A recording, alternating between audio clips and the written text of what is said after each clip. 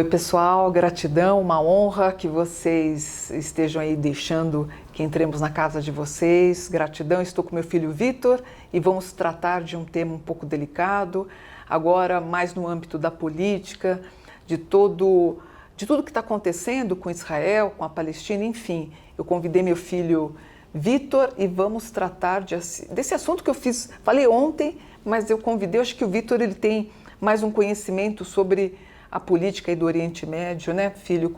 Explica pra gente o que está acontecendo. Eu expliquei do meu modo ontem, através da religião, do meu conhecimento, do meu pouco conhecimento, até como turista ontem, mas eu acho que você tem mais relevância para explicar o que está acontecendo com o Oriente Médio hoje. Explica pra gente. Bom, em primeiro lugar, obrigado pelo espaço, obrigado pela participação, né? Sempre o seu canal aqui com muita relevância. E achei importante a gente fazer esse vídeo, né, para passar para a sua audiência tudo que a gente está vendo, né? A gente acabou de acompanhar na televisão que mais de 1.000 mortos nesse momento, né, entre israelenses e palestinos. Lembrando, né? que a gente está gravando no domingo, né? No domingo agora, olha, são nem 3 horas ainda, né? Nós estamos com mais de 1.000 mortos, né, gente? Exatamente, né? E o que a gente está vendo hoje, né, foi uma invasão do grupo terrorista Hamas, que ele fica situado basicamente na faixa de Gaza, que é o território sul ali de Israel. E a gente teve uma invasão nunca vista antes, né? Que foi uma invasão aérea e uma invasão por terra, o que gerou aí uma grande comoção internacional e também acabou mostrando uma certa fragilidade do sistema de segurança de Israel. Muitos analistas, né, têm comparado esse atentado que a gente está vendo nos últimos dias como um 11 de setembro. Nossa.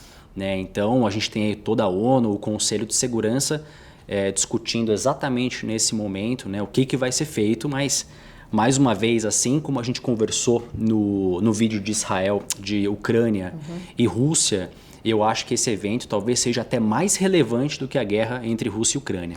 Até antes de continuar, gente, sigam o meu filho, Victor dos Anjos 92, nas redes sociais, Victor dos Anjos 92, é bom porque ele trata muito de assuntos sobre política em âmbito nacional e internacional. Eu tenho uma dúvida para te perguntar, nós estivemos lá, voltamos de Israel há 10 dias. Eu achei super seguro, inclusive existe até um carro de polícia, em cada esquina você vê pessoas com fuzil. O que aconteceu para ter essa invasão, se ele é tão seguro, Israel? Exatamente. Israel é considerado uma referência no sistema de segurança global, até porque é um país que está cercado por inimigos, então ele sempre teve uma tecnologia de ponta e também é aliado dos Estados Unidos nas questões de segurança. Por que o evento está sendo considerado igual ao 11 de setembro? Justamente por causa disso, porque mostrou essa fragilidade de segurança. O que a gente enxerga? O que está acontecendo? Atualmente, o primeiro-ministro de Israel, que é o Benjamin Netanyahu, ele tem promovido uma série de reformas do sistema judicial dentro do país, ou seja, ele está tirando poderes da Suprema Corte, que é como se fosse o STF aqui no Brasil, e tem transferido esse poder para o Congresso. Então isso tem causado uma revolta muito grande entre a população. Isso está sendo visto como uma forma do Benjamin Netanyahu ter mais poder dentro da Câmara, que é onde ele tem a maioria dos votos. Que acho que teve, inclusive, protesto semana passada, não foi? Exatamente. E eu tenho uma dúvida geográfica, porque assim, nós estivemos bem em Tel Aviv, que de lá saem as excursões e tudo para ver os parques históricos, né? Você falou que onde que começaram os protestos? Geograficamente falando, você falou que foi um pouco afastado de onde nós estávamos, né? Quem está em Tel Aviv hoje, ele sofre risco de vida, não? Sim. Para a gente poder resumir, vamos lá. A gente tem o território de Israel e ao sul a gente tem a faixa de Gaza e a leste a gente tem a Cisjordânia. Tanto a faixa de Gaza quanto a Cisjordânia são de territórios palestinos. A faixa de Gaza, ela é controlada pelo grupo Hamas, que é considerado um grupo terrorista, que é quem tem promovido essa série de ataques. Certo. E a Cisjordânia é controlada por outro grupo, que é o Fatah. Nossa. E é esse Fatah que ele está ligado à Associação Nacional Palestina. E é essa ANP, que é o que geralmente vai na ONU, que é o que conversou com os Estados Unidos, enfim. Então é como se fosse uma coligação islâmica palestina, só que um pouco mais amena. O problema mesmo é o Hamas, que tem esse fundamentalismo islâmico e tem promovido essa série de ataques. Então, peraí, é o Hamas com o Fatah. Nossa, e podem entrar mais ainda para se associarem a esses dois, não? Com certeza. O que tem sido investigado é se esses ataques que estão ocorrendo por parte do Fatah tiveram influência de outros países. Ainda é muito cedo para falar, mas o governo de Israel quer entender se teve dedo, se teve alguma influência ou do Irã ou do Hezbollah. Nossa. Né? Que é um grupo terrorista, considerado terrorista do Líbano. Né? O Hezbollah tem muito dinheiro, assim como o Irã, e eles poderiam talvez ter financiado esse ataque. Né? Se isso for comprovado, aí sim acho que a gente vai explodir um barril de pólvora muito relevante ali no Oriente Médio. Então, e ontem eu fiz uma colocação, porque assim, eles estão comemorando 3.000 anos da fundação de Jerusalém o ano que vem. Inclusive tem toda uma festa, uma preparação com a lembrança do rei Davi, Salomão e aquela coisa toda o ano que vem. E quando nós saímos de lá, há 10 dias atrás, há toda uma pré-preparação para esses festejos. E eu comentei no vídeo de ontem, ou tudo tende a terminar essa guerra até fevereiro, porque em abril a gente tem a Páscoa, né? O Pessá em abril, no Estado de Israel, enfim, e a Palestina acaba aproveitando também, ou esquece e isso vai terminar numa baita de uma guerra. O que você sente? Você acha que isso tende a continuar e eles vão colocar tudo ou nada? Ou você acha que pode ter uma paz aí?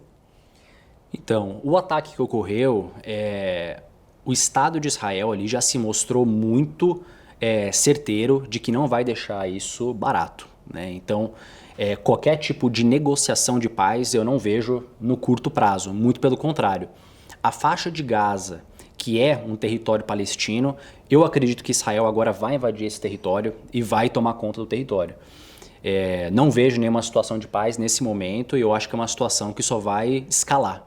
É claro que por conta do turismo, e o turismo tem uma relevância muito grande na economia de Israel, eu acho que eles vão fazer um ataque mais incisivo, como eu falei na faixa de Gaza, dominar e tentar tranquilizar a população e o mundo de que está tudo sob controle. Mas eu vejo que agora é possível que tenham novos ataques com mais frequência nesse momento.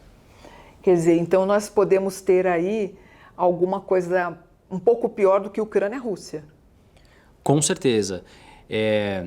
O conflito de Ucrânia e Rússia, ele já foi, infelizmente, esquecido pela mídia e eu acho que esse novo conflito ele vai trazer desdobramentos até mais perigosos e danosos, né? Se comprovado que houve, por exemplo, influência iraniana durante esse ataque. Ainda mais que o Irã, que está ali com um programa nuclear sempre em andamento, então talvez seja aí um problema de médio e longo prazo. Então, por exemplo, Egito, você acha que ele está do lado de Israel ou da Palestina? O Egito hoje é um país neutro. Ainda bem. Né? Ele foi o primeiro país a declarar paz com Israel, então eu não vejo que ele vai criar problemas nessa situação. Já entrou em guerra no passado com Israel, mas eu acho que nesse momento não. Que bom. Né? Inclusive é até bom as pessoas entenderem um pouco mais sobre o contexto ali e como se formou aquela região. Né? Desde 1516, aquele território ele era território do Império Otomano, né? Que é a Turquia. Com o fim da Primeira Guerra Mundial, ou seja, só no final da Primeira Guerra Mundial e o fim do Império Otomano, aquela localização, que é o que a gente chama de Palestina, ele se tornou britânico. Tivemos a Segunda Guerra Mundial e o Holocausto acabou gerando uma pressão muito grande para a criação do Estado de Israel. Aí em 1948 a gente teve a fundação de Israel. Depois a gente teve uma série de conflitos. Em 1956 a gente teve a crise no Canal de Suez. Em 67 a gente teve a Guerra dos 6 Dias e foi essa guerra que Israel venceu de forma avassaladora e foi aí que ela teve uma expansão muito grande dos seus territórios. E em 1973 a gente teve a Guerra do Yom Kippur, que foi nessa guerra que o Egito acabou recuperando a península do Sinai.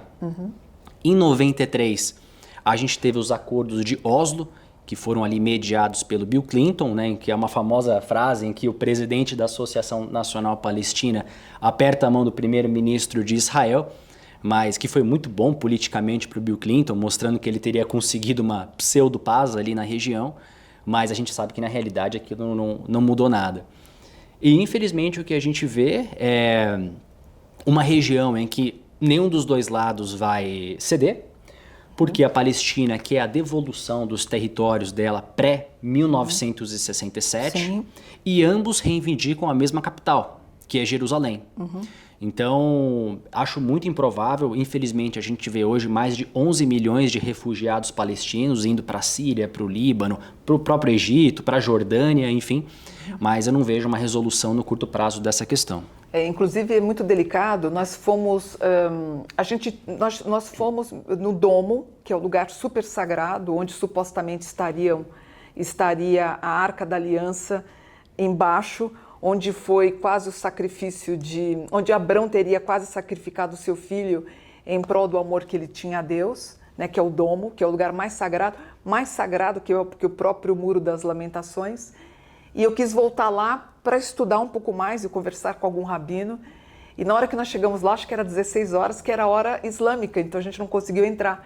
Nós estávamos com um taxista muçulmano, né? Você lembra disso? Então nós não pudemos entrar. E todo mundo perguntando se meu filho era judeu ou se meu filho era árabe. E há uma certa disciplina lá. E eu achei isso bem interessante, como há um respeito. Então, pelo que eu entendi, o Egito ele é neutro.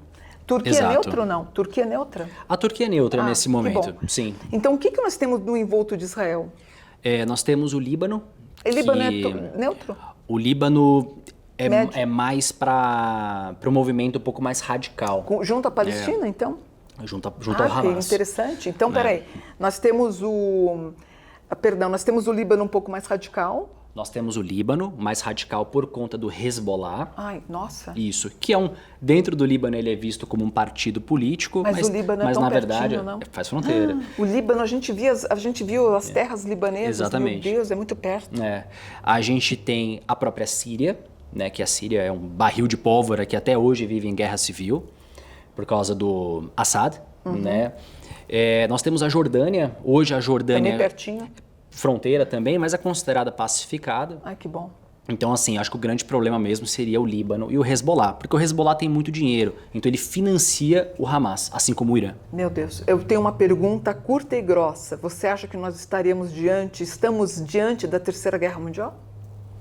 Se descobrirmos que houve sim uma interferência do Irã e o Irã avançando com o seu programa nuclear, é bem possível que seja aí um estopim, pelo menos na região, de que poderia começar ou iniciar uma Terceira Guerra Mundial. Então, mas não foi cortado a ideia do Irã não ter o urânio, né?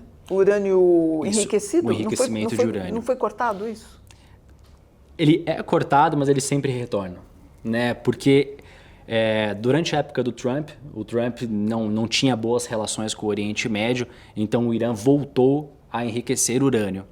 E diante da fraqueza do presidente atual dos Estados Unidos, que é o Joe Biden, o Irã continua preparando e fazendo novos testes nucleares.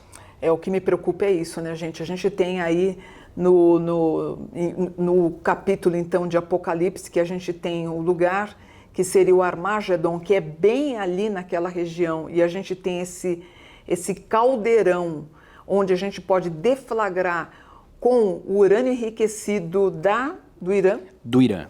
A gente imagina, você tem o Irã com uma bomba, se ele quiser, explode Israel. Exatamente, essa é a grande preocupação. Não tenho palavras para expressar a minha preocupação. Quer dizer, hoje nós vamos ter o mundo totalmente voltado com os olhos, então, para Israel e Palestina. Você que estuda tantos anos a política internacional, o que você acha? Eu acho que era bom a gente fazer um vídeo semana que vem sobre isso. Provavelmente a gente vai fazer mais vídeos sobre esses acontecimentos. Eu acho que o mundo vai deitar os olhos, então, para Israel e Palestina. Suas considerações finais, então, Vitor?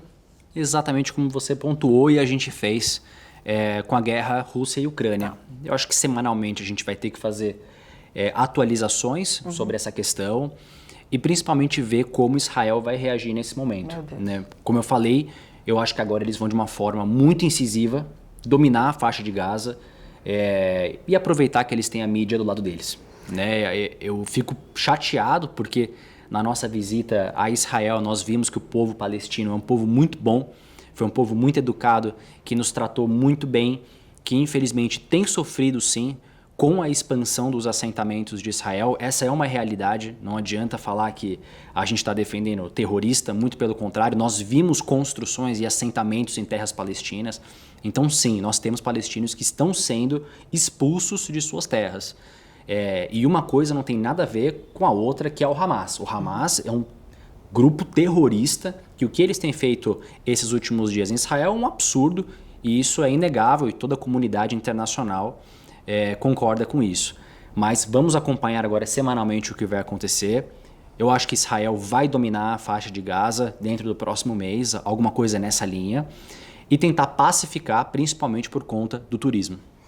O que me deixa triste quando a gente esteve no lado palestino, como são muito carentes, quando a gente andava, aquelas criancinhas andando e puxando o vestido e querendo uma foto e querendo brincar, então eu abaixei a cabeça agora lembrando que aquelas crianças podem até estarem mortas enquanto a gente está gravando esse vídeo. É uma pobreza, né, naquela região da Palestina, aquelas crianças sujas, sem tomar banho, sabe? É tudo muito humilde, é tudo muito triste. Então as condições na área palestina é muito humilde, gente.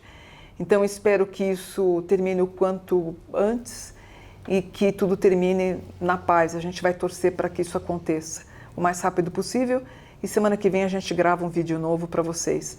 Quem quiser acompanhar o Vitor, e ele também vai gravar, vamos tentar, se ele conseguir até gravar um dia sim, um dia não, ele vai gravar aí para vocês também, para mostrar o caminho e o rumo que isso está seguindo. Acompanhe ele nas redes sociais. Dá o seu serviço então, Vitor. Quem quiser me seguir, eu agradeço. O meu Instagram é Victor dos Anjos 92. É um prazer ter você na minha rede social. As minhas redes são abertas, portanto, se você tiver qualquer dúvida, pode mandar uma mensagem que eu vou responder aí com o maior carinho. Namastê, gratidão por um dia, por um dia de paz, né, gente? A gente torce para isso, tá bom? Gratidão. Obrigado se você ficou com a gente aqui até o fim. Gratidão.